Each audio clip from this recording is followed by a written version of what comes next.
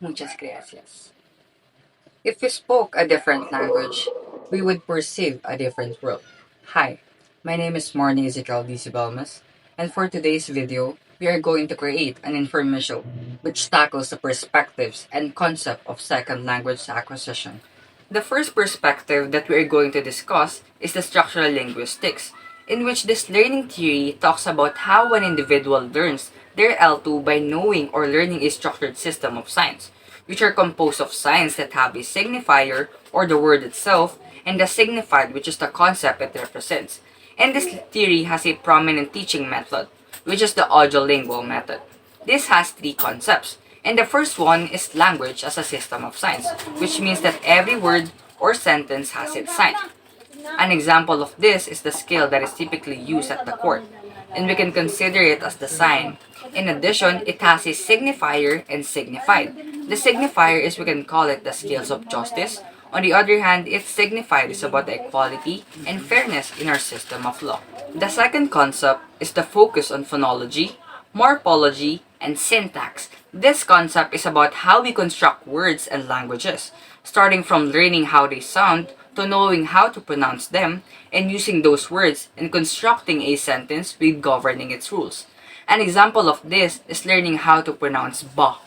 Next is associating it in a word, which is ball.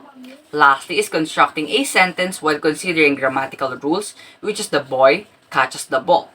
The boy catches the ball. The third and last part in the structural linguistics is the audiolingual method. This concept is about the repetition, imitation, reinforcement of patterns. An example of this is when parents are teaching their child their first word, which is often mama or papa. Over time, their child is starting to learn how it is pronounced and how it sounds because of their repetitive action. And when the child learns how to imitate the movement of their lips and the sound of that particular word. Behavioral psychology and language acquisition, it is basically about how we study the human behavior of an individual in language acquisition. This theory was highly influenced by B.F. Skinner, particularly with his study about the stimulus-response relationship in language acquisition. This learning theory also has three concepts. The first concept is behaviorism and conditioning, which explains that an individual will react depending on their experience, which is associated with stimulus and their response to it. An example of this is when a trainer is trying to feed their bird. The stimulus is the food, and for the bird to react, the trainer has to catch the attention of the bird. The trainer could either call the name of the bird or whistle. At first, the bird might not show any interest because it is oblivious to his or her trainer's behavior, but over time, the bird will realize that his trainer was trying to feed him or her. Next is imitation and reinforcement. From the word itself, this concept is about how a learner copies or imitates the behavior, attitude, and emotional expression of others, which is associated with receiving feedback or reactions. I can use my sibling as an example in this learning theory, in which my brother likes to imitate my brother by doing the chore that he often sees my mother doing.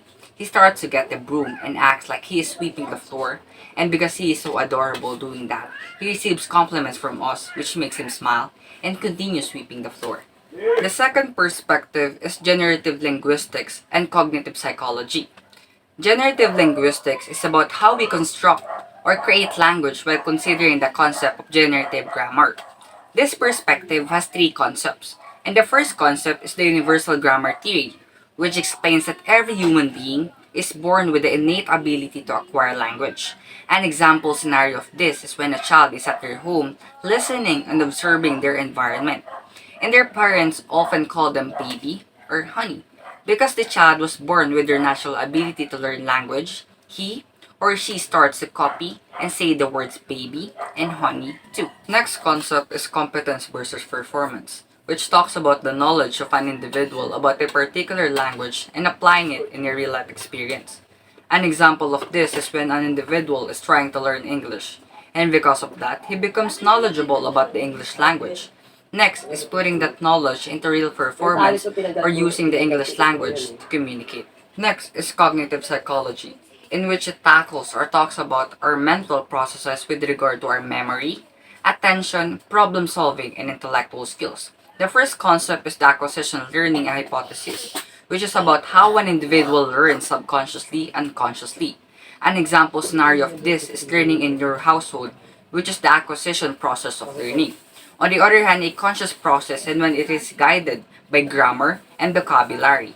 Next is the monitor hypothesis, which occurs when you're learning language freely. And our conscious learning will play a vital role by guiding or applying grammar rules to correct language use. An example of this is when an individual was with his friends in a public place. Then he heard him saying the N word, and he felt alarmed and disturbed by his word. That's why he corrected him by informing him that he should not use the N word because it is degrading, inappropriate. The third one is the input hypothesis, in which an individual makes progress when they are surrounded by or learning advanced language. An example of this is when you are listening to TEDx video lectures and public speaking, which will result in having progress with your language acquisition because of the advanced knowledge that you can gain from listening to them. The fourth one is the affective filter hypothesis, in which the learning process is affected by the emotional state of an individual. An example scenario of this is when an individual suddenly experiences motivation to learn a new language, which will result in learning more efficiently. On the other hand, when an individual is feeling stress and boredom, the learning process will reduce or they won't be able to absorb the knowledge and information that they are trying to learn. The third perspective is constructivism, social and cognitive perspectives. Constructivism is the process of making or producing language through interactions with their environment. This learning theory was divided into two perspectives, which are social and cognitive perspectives. First is the social constructivism, in which Lev Vygotsky served as the key figure of this perspective. He defines this language learning as a process that occurs through social interaction, which is associated with or results in cognitive development. The first concept of this perspective is the zone of proximal development, which differentiates between the process of learning that can be performed alone and something that they can only achieve with assistance. An example of this is when an individual was given a task to make a report about a certain topic, which can be performed alone. Next, when a class was given a task to create a theater performance, which is an activity that requires assistance or performance that should be performed by a group of people. The second one is collaborative learning, which is very similar to the first concept that also requires assistance when performing an activity that requires teamwork, collaboration, and brainstorming.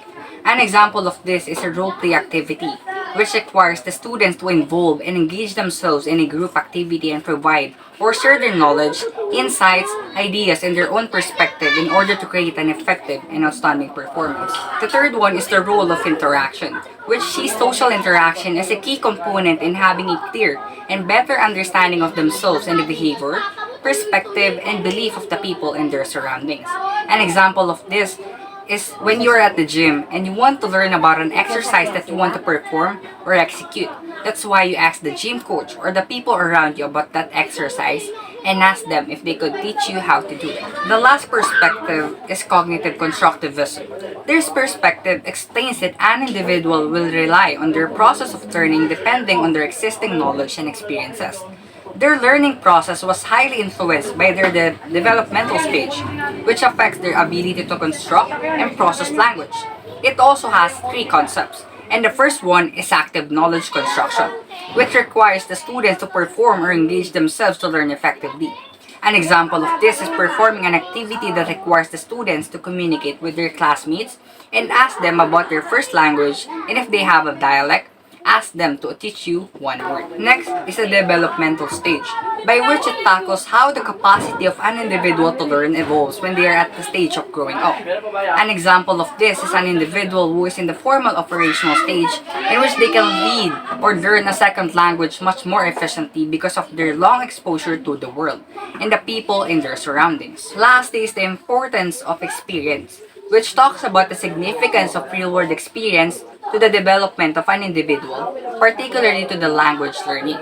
An example of this is when an individual decided to work in a fast food restaurant, in which he may experience many things such as rude and kind customers, understanding and cruel employers, and a lot more.